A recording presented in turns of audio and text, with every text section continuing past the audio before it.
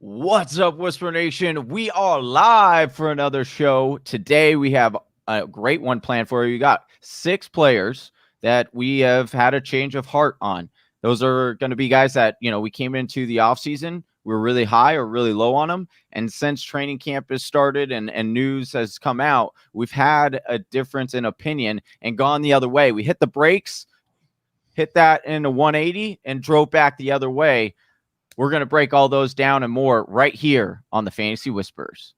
Right here.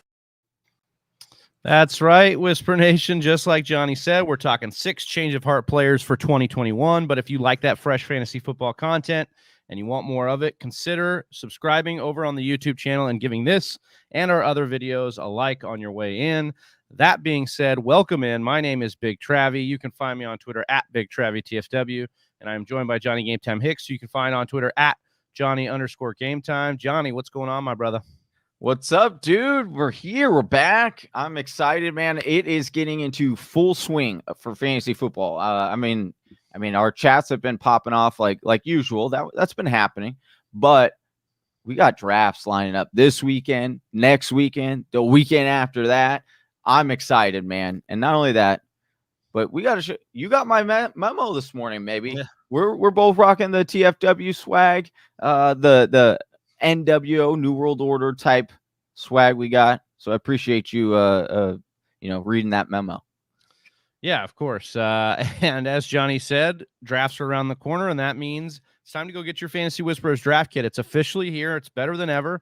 Our kit is fully loaded with premium player projections and rankings, consistency charts with over 3 years worth of data, cheat sheets, strength of schedule charts, and so much more. That draft kit is available for an industry low $15. So head on over to thefantasywhispers.com and get your kit today. I'll drop that link in the chat. Johnny, we got to get into these change of heart players, but before we do, there's some news and notes around the league, and I wanted to, do it like we always do, run it through that news and notes with you and then you could tell Whisper Nation what you think it has the biggest impact for fantasy football. Jay Blizzy coming in here saying, what's up? What's up, Jay Blizzy? What's up, Josh? Yeah. Listener League champ. We got that Listener League draft this weekend. Excited for that. But, Johnny, let's roll through these news and notes. Dallas Cowboys quarterback Dak Prescott is expected to be limited participant during practice this week. That's according to NFL Network's Tom Pelissero. So it looks like things are kind of on the upturn here for Dak to get ramped back up again. Aren't we all? Yeah. So that's good news for for the Dallas Star there. Wide receiver Stephon Diggs did not practice as he continues to deal with a knee issue. Coach Sean McDermott said Sunday that he didn't think the injury would linger into the regular season. The source for this is Buffalo News. Johnny, something to monitor there with Stephon Diggs. We got to watch that. The San Francisco 49ers QB Trey Lance will begin seeing more first-team reps when it feels right, according to head coach Kyle Shanahan. I haven't really defined that for myself either, is what Shanahan said. When he seems ready, when I think the team seems ready, that's when he'll get it. And when America saw he was ready, they were like, okay, yeah, we need to get him more reps. That was the reality. ESPN Ed Werder reporting that one there. So we'll just monitor that situation. Another situation out of New York, the New York Jets. Elijah Moore, wide receiver, getting a lot of hype, likely will not participate in practice this week, according to Robert Saleh, his head coach. This is ESPNs.com. Rich Cimini reporting that Elijah Moore dealing with a quad issue, Johnny. So something to look at there. The New Orleans Saints wide receiver Michael Thomas and his ankle are ahead of schedule in his rehab from ankle surgery, according to Coach Sean Payton. I mean, I love the ambiguous ahead of schedule. What does that mean? What does it mean, Basil? Ahead of schedule, right? Give us an exact time. Don't give us this. From weeks 1 to 12, he could start. Green Bay Packers quarterback Jordan Love with his shoulder is feeling much better and will not participate in practice Monday. According to Matt LaFleur, and that is from the Green Bay Press Gazette. Ryan Wood. Arizona Cardinals running back Johnny's boy James Conner was activated from the reserve COVID-19 list Monday. So it looks like he's back in there to mess with our boy Chase Edmonds a little bit. We have Green Bay Packers Aaron Jones, hamstring, is back at practice. And then we have Buffalo Bills running back Zach Moss was also back at practice Monday. So it seems like some of these guys that are banged up coming back. We've got other guys not activated right now. What are we thinking, Johnny, in this list of injury news and updates and other puff pieces that you are taking to the bank as the most important for fantasy football? I'll bring up the subject, but I do want to give you your time, your spotlight, your moment, because you've been pumping him up, and I'm full aboard. And honestly, I almost put him in this show as a guy that I'm 180 on. But yeah, I know I should have. But we talk about. I will give you your 5 minute or 5 seconds of fame, whatever you want to. Your victory lap, real quick, preseason victory lap, of course.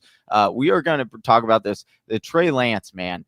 Did you see that throw? Did you? Oh my goodness, it looks so good. We got to be talking about Trey Lance, right? Yeah, I think Trey Lance is an important one here because now I kind of had him in the same category as Justin Fields, as two guys that are rookies that are coming in, that the timeline as at the quarterback position wasn't firm, and we didn't know when he would start. But these are guys that can easily win your league, and I'm not just trying to puff this up and say, go get him, league winner for clickbait. These are guys that have rushing upside. I mean, in 2019, Trey Lance ran for 1,000 yards in college. So these are guys that can run the football and throw it deep and throw it accurately. I think that people have been sleeping on Lance, thinking that he's not pro ready, when I've tried to tell you on this show, he ran a pro ready system in college. So that's something that I just, I think is just something that we need to take light of, and hopefully he becomes a starter sooner than later. And in practice, that schedule for the 49ers, I don't know if you've looked at it. So nice. It's really nice for quarterbacks. Not only that, but you look at practice, what they're doing in practice. We're talking practice. He's thrown for 10 touchdowns in practice, where Jimmy's only thrown for 6. But here's what's crazy. He's also ran for 2 rushing touchdowns. So we talk about that economico, that rushing upside. He's definitely got it. And he's thrown less interceptions than Jimmy G as well. So I definitely think it's going to be sooner than later. They're going to be throwing Lance in there. I'm aboard, man. I'm aboard. Yes, sir. Well, that news and notes and, the rest of the news and notes is always going to be brought to you by Manscaped, Johnny. Fantasy football draft season is upon us. It's time to put the PP back in PPR League with this year's sponsor of today's show, Manscaped. The leaders in below-the-waist grooming just launched the new Performance Package 4.0. Don't neglect your balls like the Packers front office has been neglecting Aaron Rodgers. Join the 2 million men worldwide who trust Manscaped and get ready for kickoff by going to manscaped.com for 20% off plus free shipping with the code TFWMAN. That's TFWMAN. This will help you tame that Troy Polamalu in your pants. Like I said, 20% off plus free shipping with the code TFWMAN at manscaped.com. That's 20% off plus free shipping with the code TFWMAN at manscaped.com. Johnny, if your significant other is nagging you about how much time you spend on your fantasy team, I know Jade's over there, you might as well give her the gift of some beautiful balls with Manscaped. Hey, I've already tried it out, dude. It's awesome. This thing is great. And I got it, dude. Easy to clean, everything. Yeah, super we love nice. that. We love the 4.0, the lawnmower, but they've got everything. You don't have to just go get those trimmers, man. They've got ball spray, they've got ball wipes, they've got a mat for when you're shaving your nads. Hey, you're going to need all that stuff on Sundays because it's going to get wild this year. We appreciate Whisper Nation being in here, and it's time to get in the show. 6 change of heart players for 2021. But if you like what you're seeing and you like the fantasy football content coming out daily, make sure you like and subscribe over at the YouTube channel. Johnny, I'm going to start us off with James Robinson. And I know what people are going to say, oh my God, but Travis Etienne and all this stuff, I get it. That is an issue here. He was drafted at the number 25 pick, first round capital, but now it's gotten so far, the ADP's gotten so bad and shifted so bad, drove it so down. Like, we've got to stop and take a look at James Robinson here, because he accounted for 75% of Jacksonville's rushing market share last year. I know that, and he accounted for 10% of the target market share, but we've got 9.8% of that target market share away from Jacksonville this year. So you understand that, yes, maybe Travis Etienne is going to come in and take a lot of that. especially the passing market share, because we've talked about him being used as a gadget.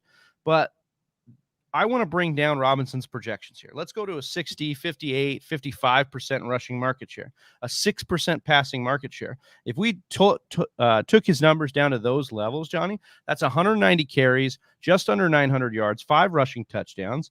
Then he's got 29 catches on 35 targets for 206 receiving yards in this, hypothetical. That would have been 156 points in half-point PPR. Would have dropped him to RB23 instead of RB7. And I know what people are saying. Well, yeah, that's what we're talking about here. But you get to draft him at RB23 right now. He's going in the 4th round. He's a fringe RB2, almost an RB3. I love this value for him if you're going to stack with other big names up ahead, wide receivers, maybe a tight end or an elite running back, and he's your second running back, third running back. Sign me up for that, because I think this is a guy that this offense is going to be better. It already produced a rushing market share last year that gave us the RB7. If the offense is better this year, we've got other weapons on it. There's actually more upside here for James Robinson than people want to actually admit. And I think he's going to be the goal line guy. He's going to be the touchdown guy, and they're going to use ETN as this gadget player and maybe a couple red zone looks out of the passing game. But I think of it as a poor man's Nick Chubb, Kareem Hunt situation. And I like what James Robinson showed us as a PFF graded rusher last year.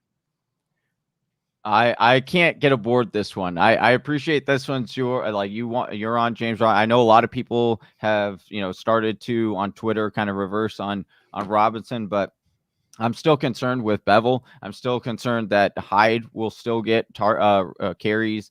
And, you talked about if you lower it to 55%, what's the outcome? The problem is no running back in the last 3 years under Darrell Bevel, and he's had some pretty good ones that have been highly touted. None of them have gotten to 55% rushing share. The highest is 42%. So I have a lot of concerns. And then the receiving work that gets completely wiped away at the high is 5% for their lead running back.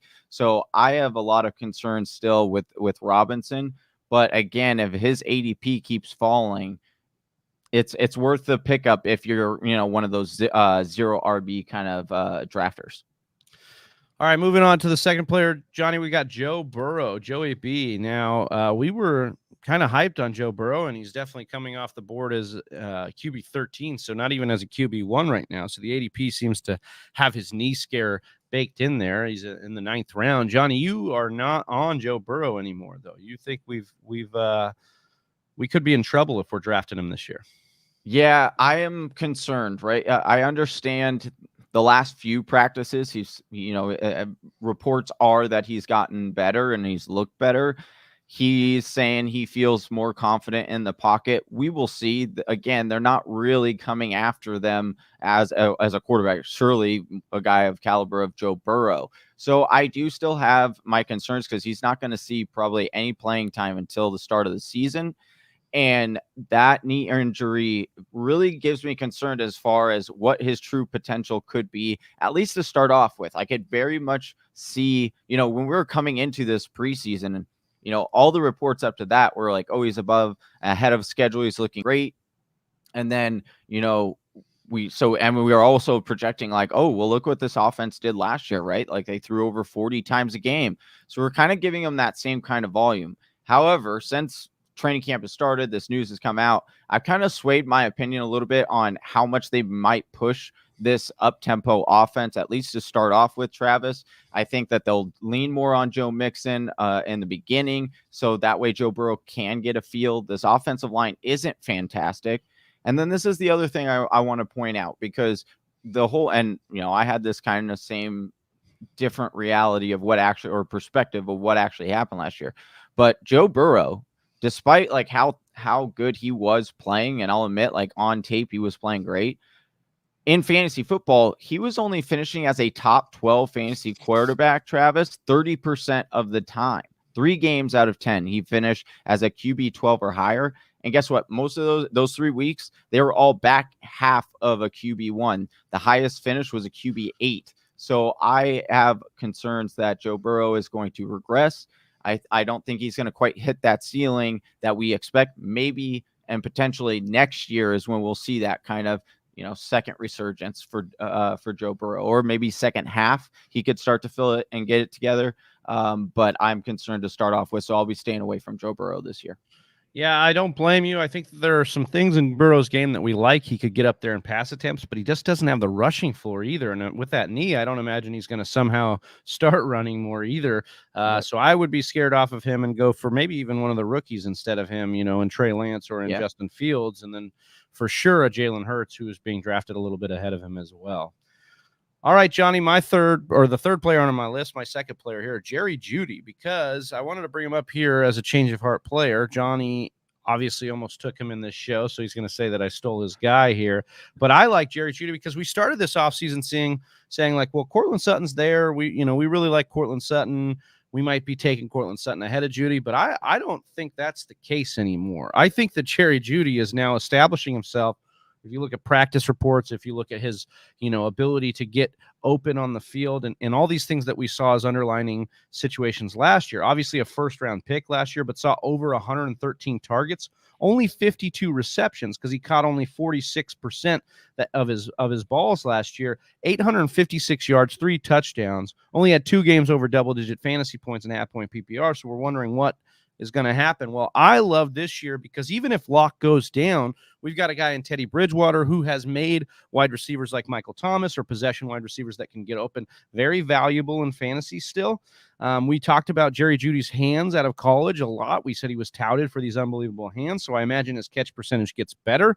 And he's maybe the most talked about guy in training camp right now. I look at 4 beat reporters over the last week basically saying the following. Zach Stevens comes out and says the theme of 2021, Jerry Jeudy torching DBs. Cody Rourke comes out. It almost seems unfair at this point to ask everyone to guard Jerry Jeudy one-on-one. Would love to see him versus Patrick Peterson. Then you have George Stoya, the third, saying Jerry Jeudy, good against other corners other than his own, burning Minnesota dudes, #Broncos. You have Cameron Parker. I don't think it's a stretch to say Jerry Jeudy looks like the best player in camp right now for Denver. Now, look, we have talked about, well, this is one beat writer, Well, let's kind of temper how we're, talking about Jerry Jeudy because it's only one beat writer. I just named you 4 different guys in the last week that love Jerry Jeudy right now. And I just think we've got to stop ignoring the drumbeat that's coming out that Jerry Jeudy is a dog and he's out there beating DBs right now. And I just don't want to be – I can't sit here and be halfway in the season and go, I have no shares of Jerry Jeudy and he's torching me. I don't want to be one of those DBs. I am grabbing Jerry Jeudy. And look, yes, Mr. Miyagi is coming in here. Training camp hype, though. Yeah, training camp hype from not just one beat reporter, though. Like, that's the thing I'm talking about here. It is multiple guys coming on here and joint practices, not just training camp hype. He's out there with joint practices against Minnesota, burning DBs. And this is a guy that was supposed to burn DBs because he was a first-round pick. He was supposed to be as good as CeeDee Lamb, who we're hyping up big time right now. And the discount you can get on Jeudy because he was on a bad Denver offense last year, I'm all in on Jeudy. I've really come around on Jeudy. Like Travis said, we were both trying to debate on who should get Jerry Jeudy. We both come on to him because of not only the beat reporters, though, but when you watch that preseason game, Travis, the other part of it is, like you said, yes, do we think Sutton is a great talent? Absolutely, I do. And if he ends up being the actual alpha and the guy that you want on this offense and at the end of the year and score more points, would we be surprised? Not entirely. But what we will say is when you're in those later rounds, you want to go for and swing for really high ceilings, but also have a relatively safe floor. And when you're looking at Jerry Jeudy, he has a safer floor because he's not quarterback dependent and because he can go from Drew Lock to Teddy Bridgewater and his play won't be as affected. It might even go up with Teddy Bridgewater as opposed to Drew Lock. And so I think that's why I would be targeting Jerry Jeudy more so over Sutton. I do think Sutton's very well talented. I do think he could be comeback player of the year.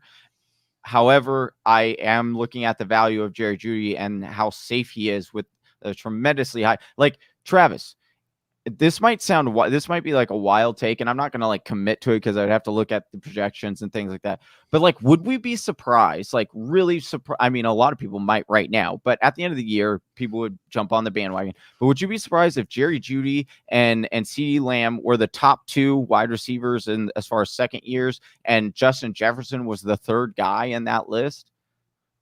I mean, potentially not. I mean, but like, I just think there's some other players that are atop the heap right now that I would take. But yes, I mean, it's just showing you that there are going to be guys here. We talked about that wide receiver class being very deep and very talented, and we're seeing it come to fruition right now.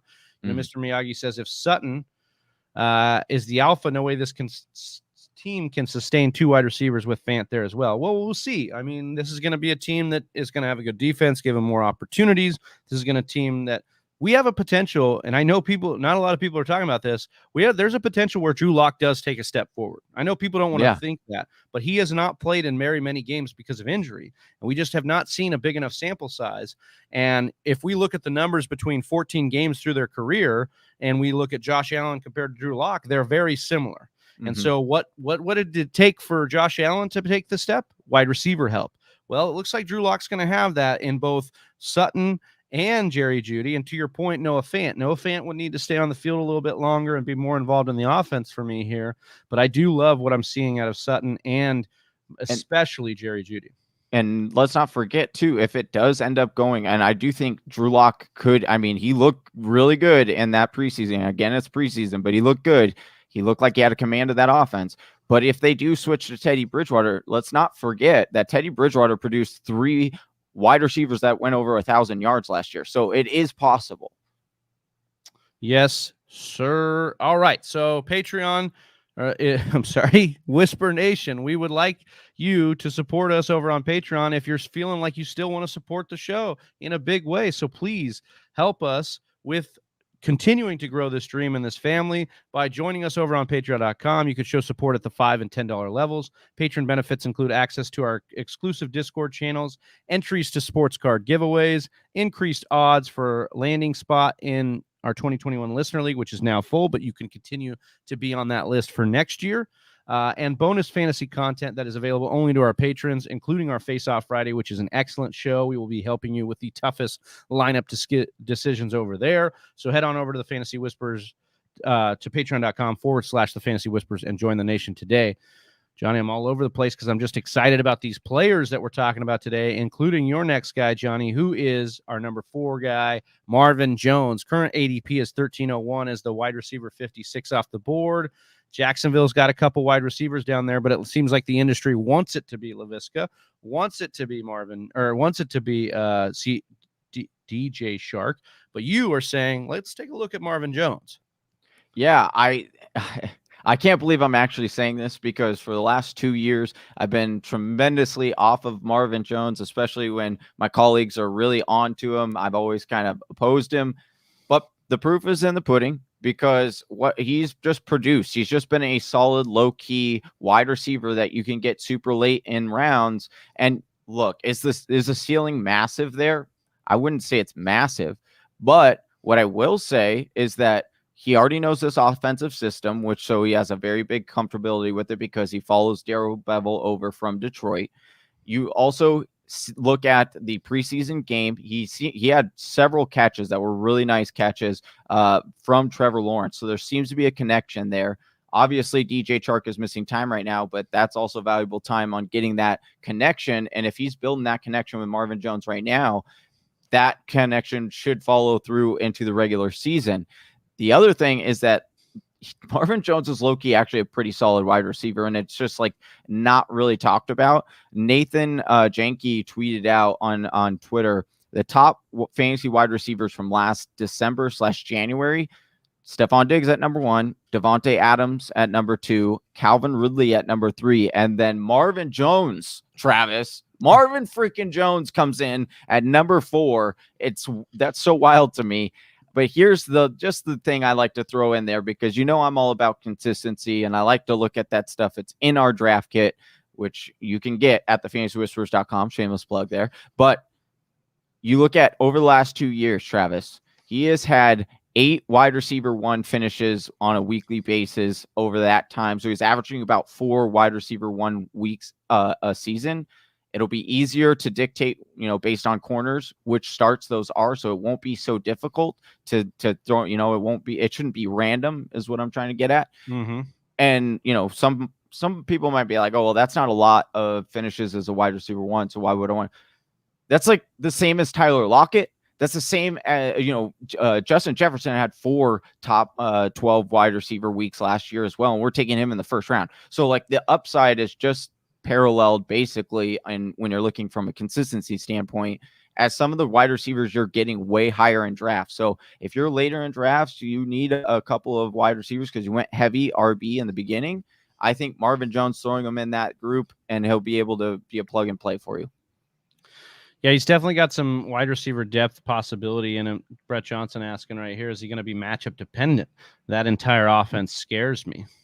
Yeah, but he will be. But matchup dependent shouldn't scare you off of drafting him. Yeah, if especially when he's be you a value. Right, especially when he's like the 50th wide or 56th wide receiver off the board. I don't need him to be I don't need to be him. He doesn't have to be my wide receiver 3 right away. Like we're going to use him in bye weeks and stuff like that. So exactly, definitely. The 5th player for me, on our list here, and a guy that like we have been kind of saying to stay off of that because of inconsistency is Russell Wilson.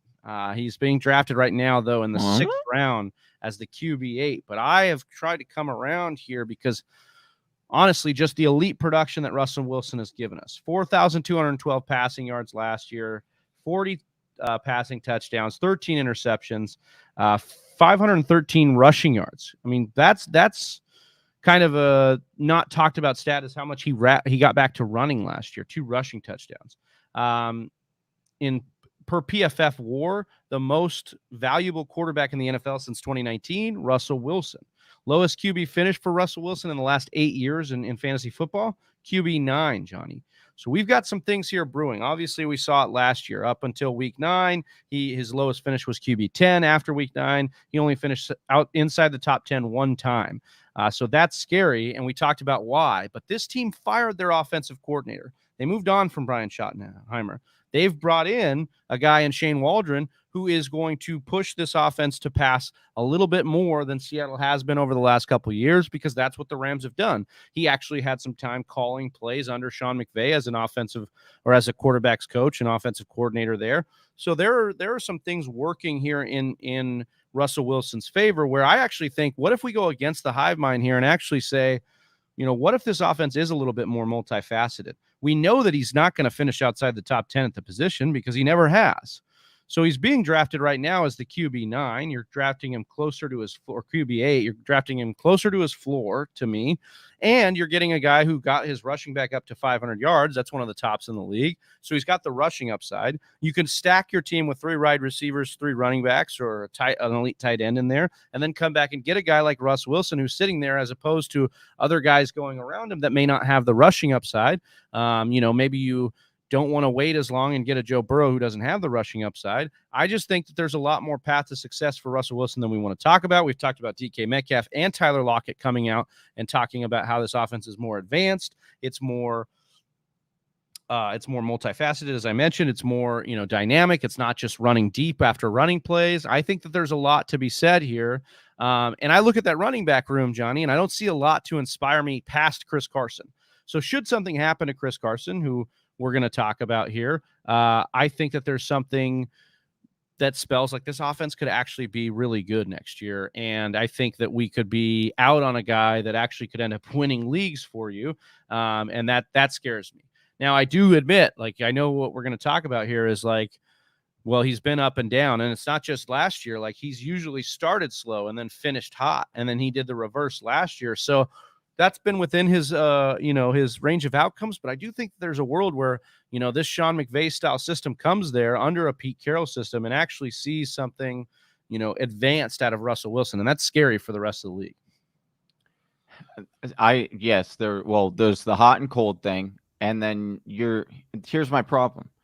This has been the same storyline every single year for the last 3 years. Is this the year we let Russell Wilson cook? Is this the real? And I want to see it. It's I look towards what the history has shown me. We've also known that Pete Carroll let go of the last offensive coordinator because of quote unquote coaching difference. And what was that coaching difference? He wanted to throw the ball a lot, and Pete Carroll wants to run. Like it's, I do agree that probably just similar to Tyler Lockett, right? Is Russell Wilson probably going to be finished in the top 10? Yeah, most likely. However, he's one of those players that his ceiling every single week. And so are you going to have the confidence to pull him off of your bench or off of your starting lineup and place for another quarterback when they have a better matchup? Because half the time he's not going to it's half the time he's worse than a QB 15. So it's like you're playing, in my opinion, you'd be playing a little bit with fire because yes, is the upside definitely there for sure. But you know my saying, if it looks like a duck, quacks like a duck, it's a duck. And I want to stay away from that. Well, I wouldn't want a duck that plays for the Seahawks either, but I understand what you're saying either. We'll move on here from the bird jokes and go to Chris Carson, who is also a Seattle Seahawk and our sixth and final change of heart player. Johnny, the current ADP for Chris Carson is 303. He's the running back 18 off the board. Why the change of heart on Chris Carson? What are you seeing? What are you feeling now with our guy CC? So I just meant, I've been a little bit, not that I've been completely off of Chris Carson this offseason. I haven't really talked to about him a lot because I was trying to get a feel for this. I was trying to see what's going to kind of shape out for this Seattle offense. There was a lot of hype. Oh, Russell's going to throw it again, and they're going to let him cook. And so I was kind of fading Chris Carson. Then you had the Penny news, right? Penny coming into camp, looked great. He was performing well. So I was like, okay, well, maybe we're too high on Chris Carson. This is the year that he kind of falls back into more of a mundane kind of running back. However, again, we had Coach on the show, Coach Hugh Jackson, and he talked about it.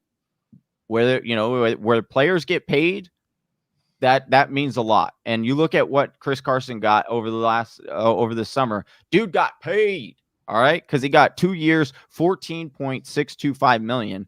That was one of the highest. Bag. Yeah, secured that bag. I wonder. Hopefully, maybe he's like Saquon. It's like, just pay me in Bitcoin. Maybe, I don't know. But the thing is I want to counter with yes, could they let Russell Wilson cook? Absolutely. This could be the year. But let's say it's not. Let's go with what the coaching staff has done this whole time. That would mean that Chris Carson would get a ton of carries and get a lot of volume, which we love from a fantasy perspective. If Penny, you talked about it, Penny can't really stay healthy, so that's still up in the air. And then DJ Dallas didn't show much. They have Travis Homer on there, and none of these guys really project to be a huge threat to Chris Carson. And then I do get the last, the other sentiment of well, Chris Carson's always injured. He's an injury prone player. Why do I want to draft one?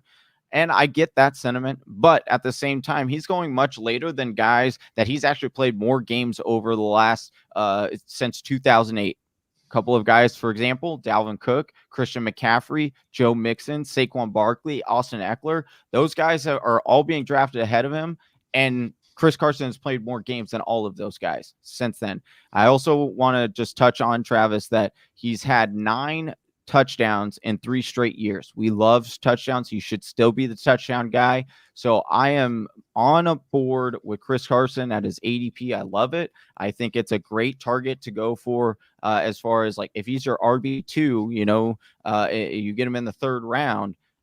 And I think he's a solid RB2, and the ceiling is the roof, like Michael Jordan said. And we know that roof is, an RB1 for Chris Carson if he gets all the workload. So I am, we got Alex Collins is in Seattle, which I understand he's going to be getting a little bit of hype too, but he's a journeyman. I'm not worried about, follow the money, follow the talent, follow what the coaching staff has done. And as far as history goes, because coaches do what their tendencies are.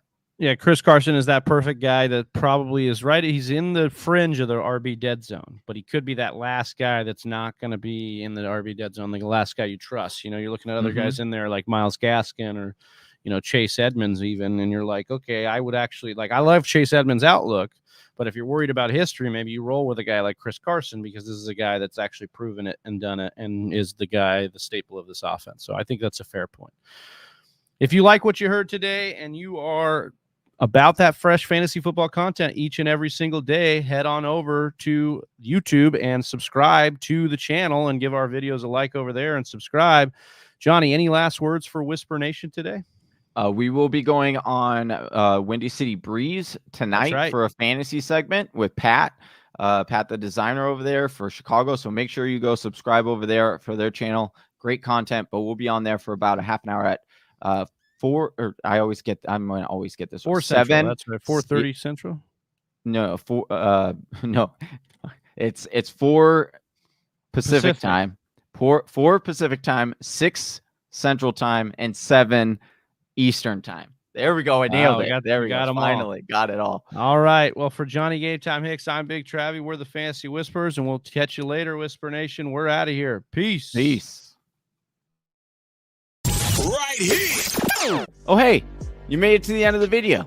If you like what you saw and you want to learn how to dominate your own draft and win your own league, head on over to thefantasywhisperers.com and grab your copy of the Fantasy Whisperers Draft Kit today. Or click the link in the description below. And if you're still not sold, check out one of these